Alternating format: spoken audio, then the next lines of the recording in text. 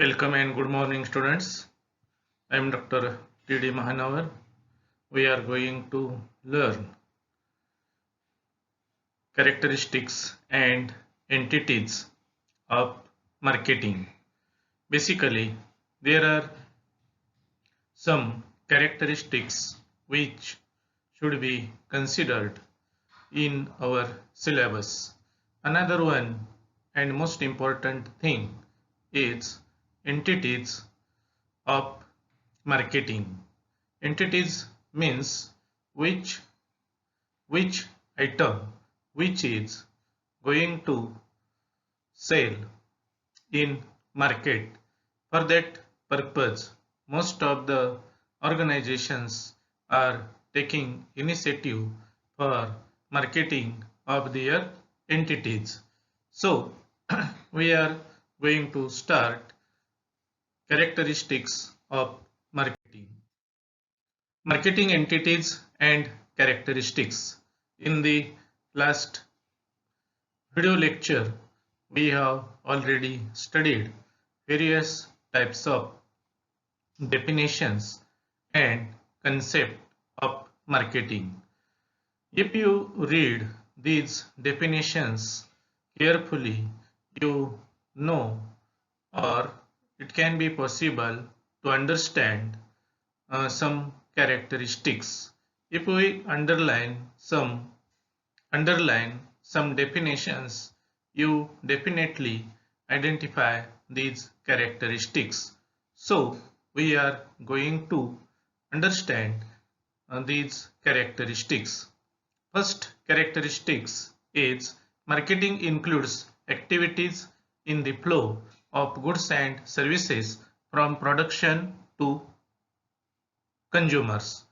In the last period, we have considered each and every producer is trying to market their product and service for the purpose of consumption of that particular product by the way of consumers. For that purpose, he tried to develop their flow or develop their marketing process for the purpose of selling of goods and services to the end user. म्हणजेच marketing includes activities in flow of goods and services from production to consumption. म्हणजे काय तर उत्पादनापासून अंतिम ग्राहकापर्यंत केल्या जाणाऱ्या सर्व क्रियांचा समावेश अंतिम ग्राहकापर्यंत वस्तू पोहोचवण्याच्या दृष्टीनं केल्या जाणाऱ्या सर्व क्रियांचा समावेश हा विपणनामध्ये होतो. दुसरा घटक आहे की procurement of market, sustain and developing market is important aspect. The main object of the marketing is to procure market म्हणजेच बाजारपेठ मिळवणे. प्रोक्युअरमेंट म्हणजे बाजारपेठ मिळवणे. प्रोक्युअरमेंट म्हणजे प्राप्त करणे मिळवणे. सस्टेन म्हणजे बाजारपेठ टिकवणे आणि डेव्हलप म्हणजेच बाजारपेठ वाढविणे, विकसित करणे किंवा आपल्या बाजारपेठेची व्याप्ती वाढवणे. हे काय असतं? This is the basic target or objective of marketing. Third one is customer satisfaction is the basic principle of marketing. म्हणजे शेवटी ग्राहक हा बाजारपेठेतील राजा आहे आणि त्यामध्ये त्या ग्राहकाचं समाधान हा ग्राहक किंवा बाजारपेठेचा किंवा विपणनाचा मुख्य हेतू आहे किंवा तो त्याचा मूलभूत गाभा आहे. It deals with creation of place, time and possession utilities. म्हणजे कालच्याच व्याख्यानामध्ये किंवा याबद्दलच्या व्याख्यानामध्ये आपण विचारात घेतलेलं आहे की विपणन काय करत असतं? स्थळ उपयोगिता, वेळ उपयोगिता आणि मालकी हक्क या संबंधीचं मालकी हक्क प्रदान करण्याचं काम करत असतं. आता स्थळ उपयोगिता यामध्ये मला वाटते काल उदाहरण दिलेलं होतं की जिथं पिकतं तिथं विकत नाही, म्हणजे ज्या ठिकाणी मागणी आहे त्या ठिकाणी आपल्याला आपलं उत्पादन किंवा सेवा काय केल्या पाहिजेत, पोचविल्या पाहिजेत. म्हणजे त्या ठिकाणी मागणी निर्माण होते, म्हणजे उपयोगिता तिथं जास्त असते, व्हॅल्यू अधिक मिळण्याची, किंमत अधिक मिळण्याची शक्यता असते. टाइम म्हणजे जेव्हा पिकतं तेव्हा विकत नाही, म्हणजेच त्यावेळी आपल्याला ती वस्तू प्रिझर्व करणं, साठवणं. It is the need of marketing function. आणि पजेशन म्हणजे मालकी हक्कात हस्तांतर, म्हणजे विक्रेत्याकडून ग्राहकाला वस्तू व सेवेचा मालकी हक्क प्रदान करण्याचं काम हे विपणन करत असतं. To provide product and service as per their requirement and demand, म्हणजे ग्राहकांच्या बदलत्या गरजा विचारात घेऊन आपण वस्तू व सेवांचं विपणन करणं गरजेचं असते. म्हणजेच आपण ज्यांना आवडत नाही अशी वस्तू आपण जर बाजारपेठेत ठेवली तर त्याला ग्राहक खरेदी करणार नाहीत. आणि म्हणून आपण काय केलं पाहिजे, तर ग्राहकाची रिक्वायरमेंट काय, त्याचं डिमांड काय, यानुसार. आता आपण पाहतो की फर्निचरच्या बाबतीमध्ये अलीकडं कस्टमाइज फर्निचर, म्हणजे आपल्याला जर रेडीमेड फर्निचर आपण खरेदी करायला गेलो तर कदाचित आपल्याला ते आवडत नाही, परंतु आपल्या म्हणण्याप्रमाणे आपण जर ते फर्निचर तयार करून घेतलं तर आपल्या घरातली इंटरनल सिस्टीम कशी आहे, किंवा तिथं आपल्याला कोणत्या ठिकाणी कोणत्या सुविधा पाहिजेत, शोकेश कुठं पाहिजे, टीव्ही लावण्याच्या अनुषंगाने असणारी जी डिझाईन आहे ती कुठं तुम्हाला करता येईल, पीओपी कशा पद्धतीनं करता येईल, as per requirement of customer it can be possible and provide such service is the requirement and demand of customer. Create customer increase and sustain. आता ते वरच्या प्रमाणेच आपण विचारात घेऊया की ग्राहक मिळवणं, ग्राहक वाढवणं आणि ग्राहक टिकवणं, या 3 गोष्टी महत्त्वाच्या आहेत. म्हणजे ग्राहक मिळाल्यानंतर तो ग्राहक टिकवणं महत्त्वाचं आहे आणि ग्राहक वाढवणं, या 3 गोष्टी महत्त्वाच्या असतात. त्यानंतर production, human resource, finance and marketing is functional areas of management. आता बेसिकली काय, तर आपल्याला माहित आहे की marketing plays important role in organisation. त्यामध्ये आपल्याला माहित आहे की there are functional areas of management, out of which these functional areas: production management, human resource management, finance management and marketing management. But out of these areas, basically marketing management is playing important role in that organization. If the production management has produced a lot of products, but if these products are not marketed or not sold in the market at that time, this production has a nuisance value. म्हणजे त्याला फारशी काही अशी मूल्य राहत नाही किंवा त्याला काही अर्थ राहत नाही. पण ते जर त्याचं मार्केटिंग केलं तर it can be possible to develop economic and financial condition of that organization. Another one is marketing is creating and delivery of standard of living to society. Basically, standard of living of the society is depend upon availability of goods and services in that particular market environment. If these goods and services are easily available at a lowest or cheapest cost, the most of the peoples are ready to purchase these product and service, and their standard of living is to be increased day by day. That is the important point. म्हणजे काय, तर विपणन हे केवळ वस्तूची विक्री करत नाही, तर समाजाचा राहणीमानाचा जीवनमानाचा स्तर उंचवण्याचा प्रयत्न करत असते. आता आपल्याला माहित आहे की हा समाजाचा राहणीमानाचा स्तर उंचवण्यास कसं मदत करत आहे. म्हणजे अगदी गरीबातल्या गरीब व्यक्तीला सुद्धा संबंधित संस्था कमीत कमी दरामध्ये त्याचबरोबर लहान आकारामध्ये वस्तू व सेवा देण्याचा प्रयत्न करत असते. उदाहरणार्थ आपण एखाद्या प्रवासामध्ये दूरच्या प्रवासामध्ये गेलेलो आहोत आणि आपल्याकडं टूथपेस्ट, सोप किंवा other types of hair oil, Pond's यासारख्या गोष्टी उपलब्ध नाही. पण you can purchase all these products within 10 to 15 rupees. म्हणजे आपल्याला माहिती आहे की 1 रुपयामध्ये सुद्धा तुम्हाला तेलाची बाटली घेता येते. 2 रुपयामध्ये टूथपेस्टचा पाऊच विकत घेता येतो.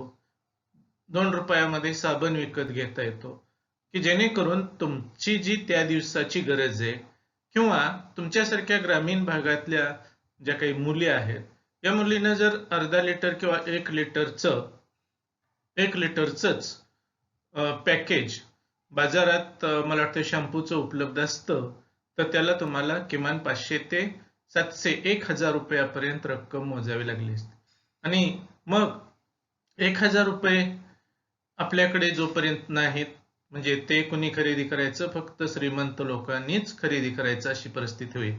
पण आपल्याला माहिती आहे की आता हे जे पाऊच आहेत ते अगदी 50 पैशापासून 5 रुपयापर्यंत तुम्हाला त्या क्वालिटीनुसार आणि कंटेंटनुसार उपलब्ध होतात. म्हणजे काय झालं तर गरीबातल्या गरीब महिला देखील या शॅम्पूचा वापर करू शकते आणि तिची जी स्टँडर्ड ऑफ लिव्हिंग आहे ती वाढवू शकते. म्हणजे काय आहे तर यालाच आपण सी.के. प्रल्हाद यांनी या संबंधीचा सिद्धांत रिटेल मार्केटिंग मध्ये मांडलेला आहे. त्यानंतर marketing is dynamic and progressive and changing day by day.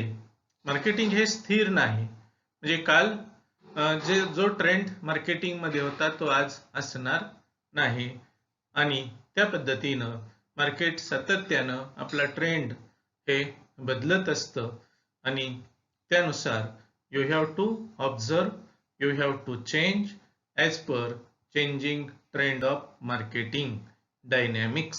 म्हणजे गतिशीलता हे विपणनाचं वैशिष्ट्य आहे. Marketing is a continuous process. विपणन ही सतत चालणारी प्रक्रिया आहे. म्हणजे एकदा आपण वस्तू विकली म्हणजे आपलं काम संपलं असं नाही, तर these are the recurring nature activity. Marketing is social science. म्हणजे विपणन ही सामाजिक प्रक्रिया आहे. म्हणजे समाजातला एक महत्वाचा घटक आहे. समाजाच्या पाठिंब्यावर समाजाच्या रूढी, परंपरा, संस्कृती, खानपान पद्धती या सर्व घटक हे मार्केटिंगवर परिणाम करत असतात. आणि म्हणून marketing is a social science. You have to understand social science and then you can take initiative towards marketing activity. म्हणजे की ज्या ठिकाणी नॉनव्हेज विकलं जात नाही किंवा लोक खात नाहीत तिथे तुम्ही नॉनव्हेजचं दुकान किंवा तशा पद्धतीचं प्रॉडक्ट्स विकू शकत नाही. Because of social support. म्हणजे तिथं तुम्हाला सोशल सपोर्ट मिळणार नाही अशा प्रकारची स्थिती असते. आणि म्हणून मार्केटिंग कॅरेक्टरिस्टिक्स मध्ये अशा पद्धतीने आपल्याला कॅरेक्टरिस्टिक्स विचारात घेता येतील. अत्यंत महत्वाचा घटक आहे तो म्हणजे मार्केटिंग एंटिटीज.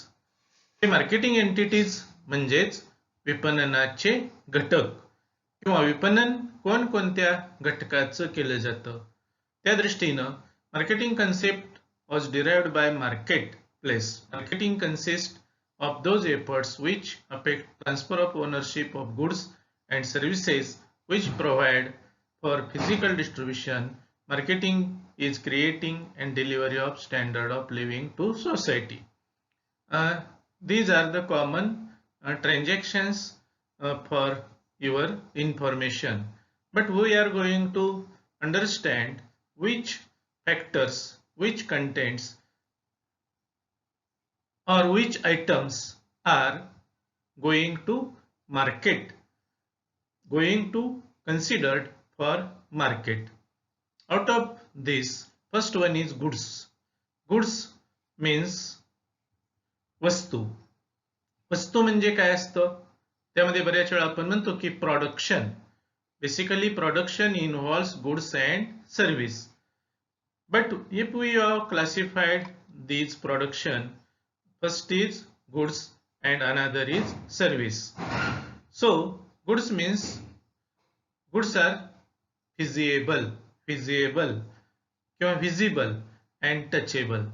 जी वस्तू दृश्य स्वरूपाची असते, हाताळता येते आणि आपल्याला तिला काहीतरी भौतिक आकारमान असतं, अशा घटकाला आपण काय म्हणू शकतो?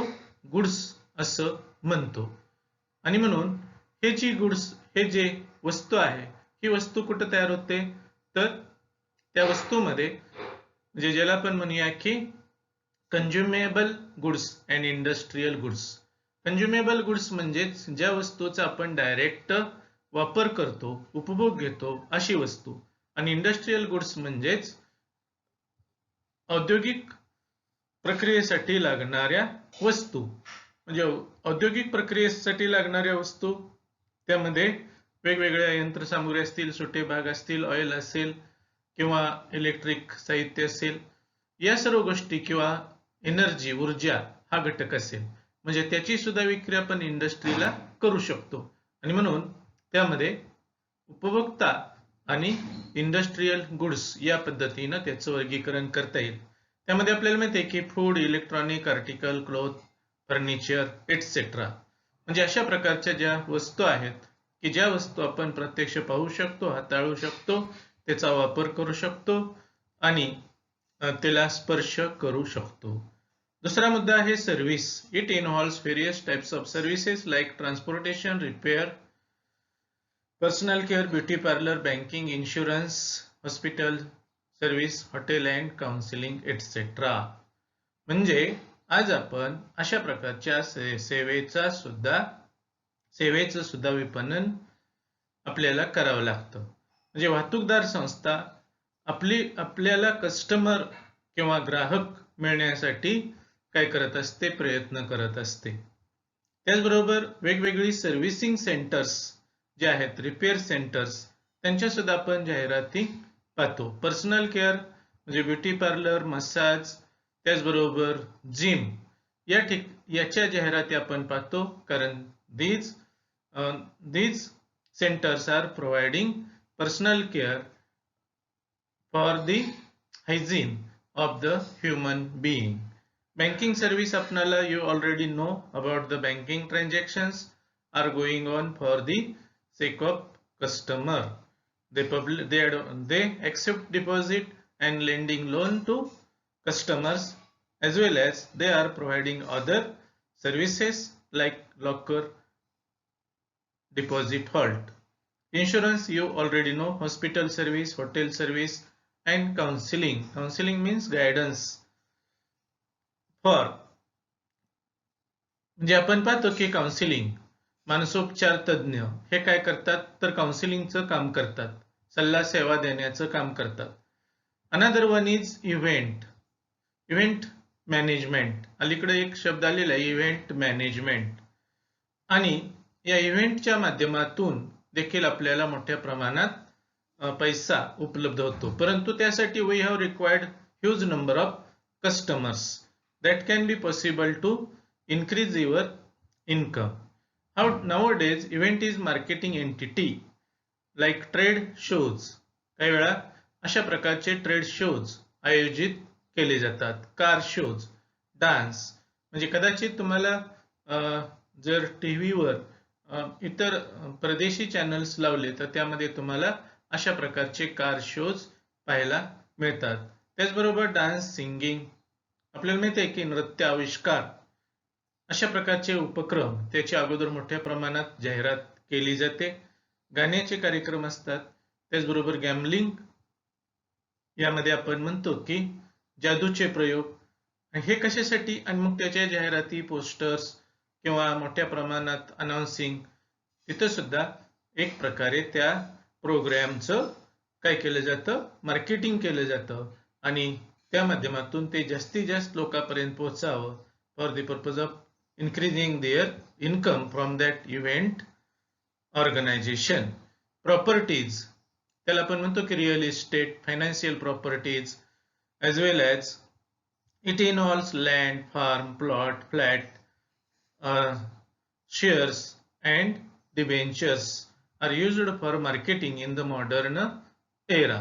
आपल्याला माहिती आहे की काही स्थावर मालमत्तेचं विपणन करणारे काही मध्यस्थ किंवा दलाल असतात आणि हे दलाल काय करत असतात, तर ती व्हॅल्यू म्हणजे ती लँड कशी तुम्हाला फायदेशीर आहे किंवा त्याचं मूल्य किती रिझनेबल आहे या पद्धतीनं ग्राहक, ज्याला आपण म्हणूया की ग्राहक पटवण्याचं काम हे मध्यस्थ करत असतात. त्याचबरोबर आपण फ्लॅटच्या जाहिराती, ओनरशिपच्या जाहिराती मोठ्या प्रमाणात पाहतो. This is the real estate marketing और प्रॉपर्टीज. त्याच पद्धतीने आपल्याला माहिती आहे की शेअर मार्केट किंवा डिबेंचर्स यामध्ये BSE, NSE यासारख्या ज्या संस्था आहेत, Bombay stock exchange, national stock exchange यासारख्या संस्था आपण जर तुम्ही टीव्ही मध्ये पाहिलं तर त्यामध्ये आपल्याला अशा पद्धतीनं सातत्यानं त्यामधले असणारे जे अनालिस्ट आहेत ते काय करत असतात, त्याचा अनालिसिस सांगण्याचा प्रयत्न करत असतात, फोरकास्टिंग करण्याचा प्रयत्न करत असतात की जेणेकरून तुम्ही त्या शेअर्स मध्ये गुंतवणूक करावी. Okay, another one is information. It involves knowledge which is marketed by educational institute, research institute, universities. Student, researchers and teachers are the customer of information. Internet is best example of marketing of information. त्यामध्ये हा सुद्धा खूप interesting घटक आहे की ज्याचं marketing मोठ्या प्रमाणात केलं जातं. आज आपण पाहतो की शिक्षण संस्थांच्या प्रवेशाच्या जाहिराती असतात.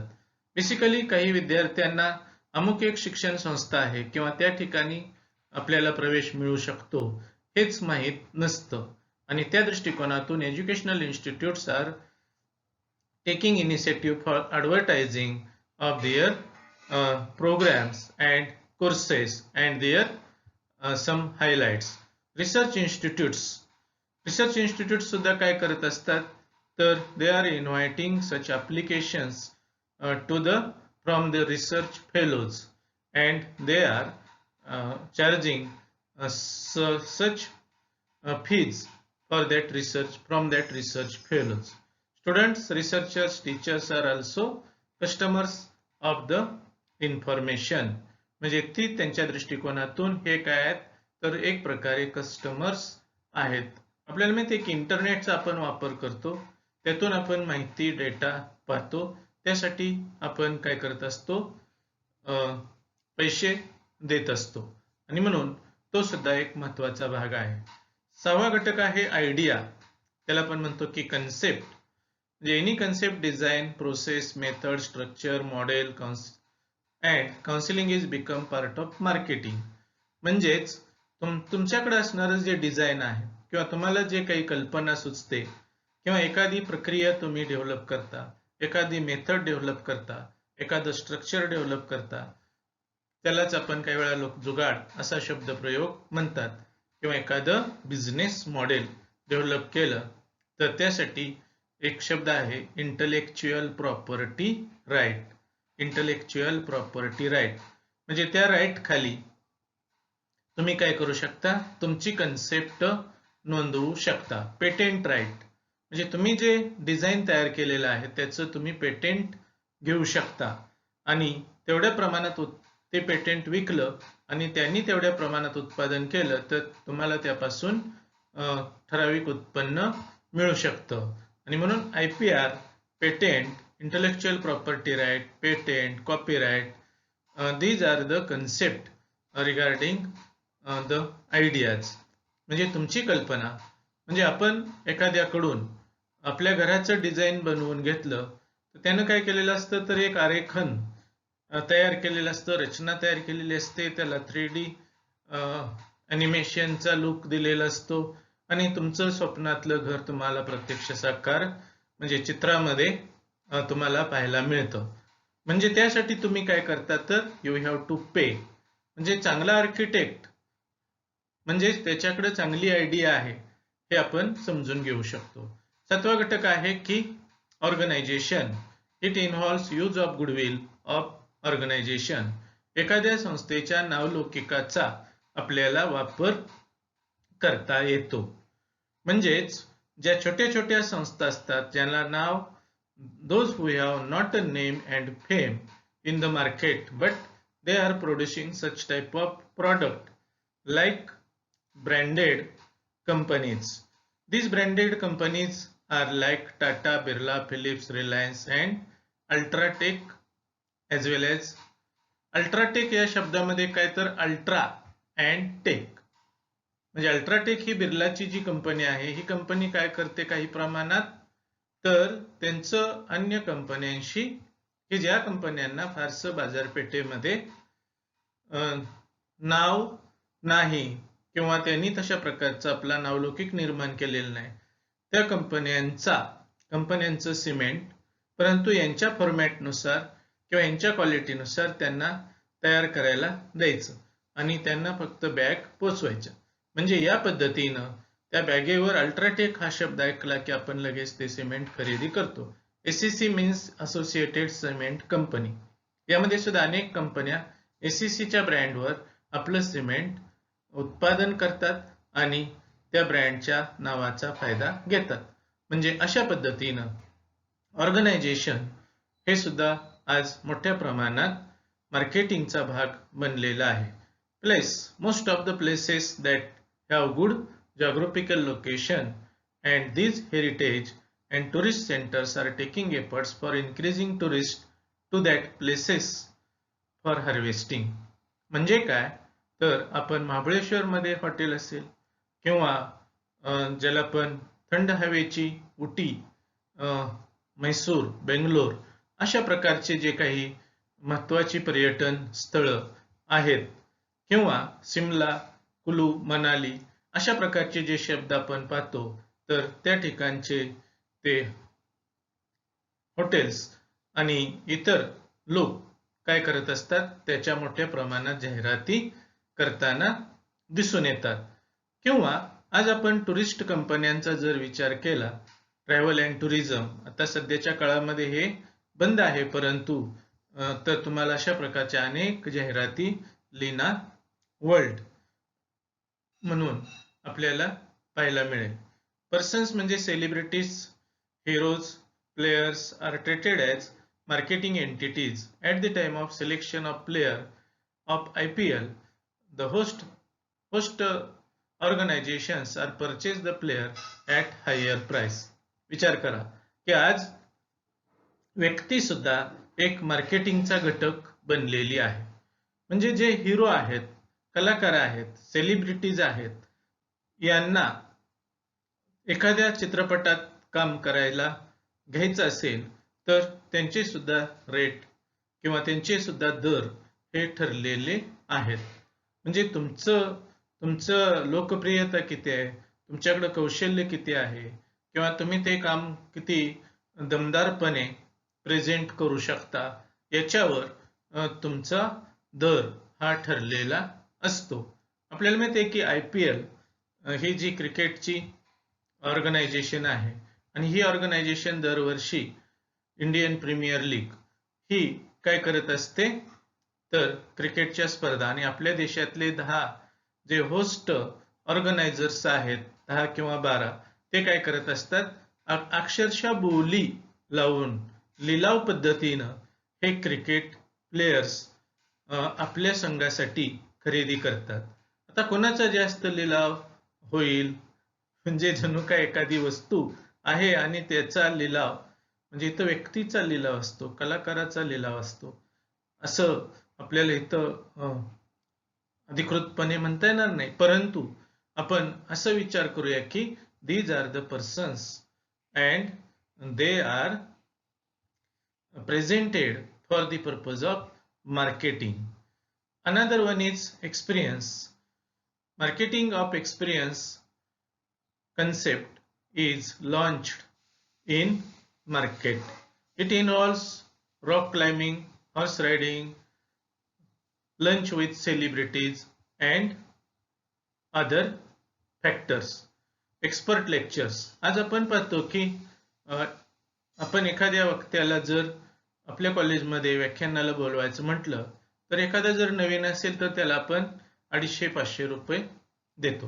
पण एखादा जर नामवंत वक्ता असेल तर मग त्याला कारची सुविधा द्यायची, आल्यानंतर त्याला फ्रेश होण्यासाठी हॉटेल बुक करायचं, त्यानंतर त्याला इथं आणायचं, नंतर त्यांचं व्याख्यान, खूप छान हॉस्पिटॅलिटी, जेवण, 5000 रुपये पाकिट. म्हणजे अशा पद्धतीनं जसा वक्ता, जसा एक्सपिरियन्स, जसं नॉलेज, त्या पद्धतीनं आपल्याला या लोकांना ट्रीट करावं लागतं. आपल्याकडे सुद्धा म्हणजेच महाराष्ट्रामध्ये अशी काही नामवंत वक्ते आहेत की त्यांच्या व्याख्यानाचे दर अगदी 1000 पासून 25,000 पर्यंत आहेत. कशाच्या आधारावर? Because they are talking fluently and they are capable to control lot of people in that particular event.